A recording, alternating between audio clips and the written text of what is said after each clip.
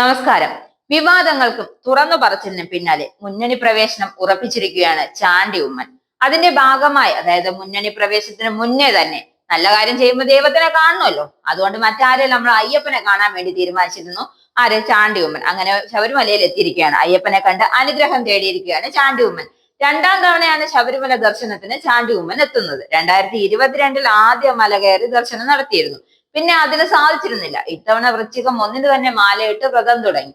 ആരെയും അറിയിക്കാതെ വന്ന അയ്യന്റെ അനുഗ്രഹം തേടണം എന്നായിരുന്നു ലക്ഷ്യം. പക്ഷെ അത് സാധിച്ചില്ല. നേരത്തെ കാലം ഇത്തവണത്തെ ശബരിമല ദർശനം സുഖമായിരുന്നു എന്നാണ് ചാണ്ടി പറയുന്നത്. ഭക്തർക്ക് ശുഖമായി ദർശനം നടത്തുന്ന സജ്ജീകരണങ്ങൾ സർക്കാർ ഒരുക്കിയിരിക്കുകയാണ്.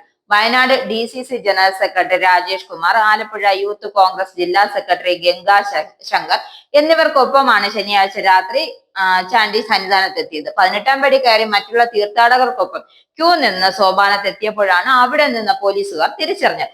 തനിക്ക് പരിഗണനയൊന്നും വേണ്ട എന്ന് പറഞ്ഞ് തൊഴുതു നീങ്ങി. മാളികപ്പുറത്തേക്ക് പോയപ്പോൾ മറ്റു തീർത്ഥാടകരും തിരിച്ചറിഞ്ഞു. പലർക്കും ഒപ്പം നിന്ന് ഫോട്ടോ എടുക്കണമെന്നായിരുന്നു ആഗ്രഹം. ചിലർക്ക് സെൽഫി എടുക്കണം. അവരോടൊപ്പം മാളികപ്പുറത്ത് ദർശനം നടത്തി. ഇതെല്ലാം തന്നെ താൻ മറ്റൊരു മുന്നണിയിലേക്ക് പോയാൽ തനിക്ക് എല്ലാവരുടെയും പിന്തുണ കിട്ടും എന്നതിന്റെ സൂചനയാണെന്നും അദ്ദേഹം പറയുന്നുണ്ട്.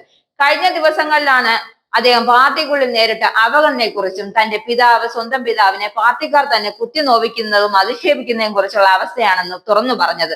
അതായത് അദ്ദേഹം പിതാവ് മരിച്ചു പോയിട്ട് ആ പിതാവിന്റെ പേര് പറഞ്ഞ് തന്നെ വ്യക്തിപരമായി ആക്രമിക്കുകയാണ് ചെയ്യുന്നത്.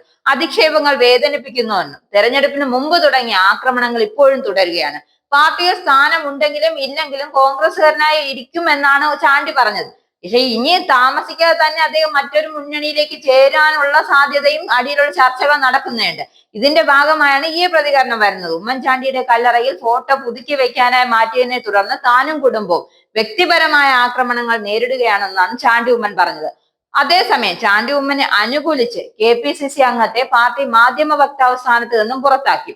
KC യൂത്ത് കോൺഗ്രസ് മുൻ ജനറൽ സെക്രട്ടറി കൂടിയായ JS അഖിലിനെയാണ് വക്താവ് സ്ഥാനത്ത് നിന്നും ഒഴിവാക്കിയത്.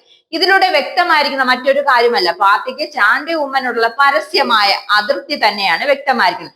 ഇതിലൂടെ തന്നെയാണ് ചാണ്ടി ഉമ്മന്റെ മുന്നണി മാറ്റവും ഉറപ്പിക്കപ്പെടുന്നത്. അതായത് പാർട്ടിക്കുള്ളിൽ ചവിട്ടി തേച്ച് വെറുതെ നിൽക്കുന്നതിനേക്കാളും നല്ലത് ഈ പാർട്ടി ഉപേക്ഷിച്ച് മറ്റൊരു മുന്നണിയിലേക്ക് ചേക്കേറുക എന്നാണ്. അതുകൊണ്ട് തന്നെയാണ് BJPയുമായി ചാണ്ടി ഉമ്മൻ ചർച്ച നടത്തുന്നത്. BJPയിലെ വലിയ വലിയ സ്ഥാനങ്ങളാണ് ചാണ്ടി ഉമ്മനെ കാത്തിരിക്കുന്നത്.